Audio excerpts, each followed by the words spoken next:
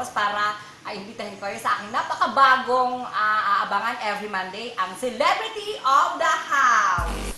Yun po, every Monday niyo po ako mapapanood. And please, watch me every Monday. Ito po ang aming bagong handog ngayon sa The Real Brother Star. Gagawin ko po ang lahat dito.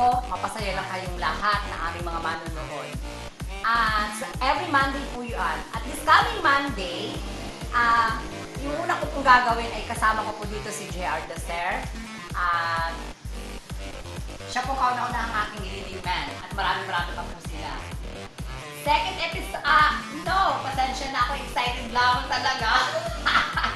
Para sa aking second clue. Tingnan ninyo ha. Ito ay Spotlight. Yan, diba? At balita ko dito ay kakanta daw ata si JR dito eh. Pero kasi siya, di ba? Ang bongga-bongga kakanta siya ngayon this time. Oh my God. So maririnig natin kung gaano kaganda ang boss ni JR.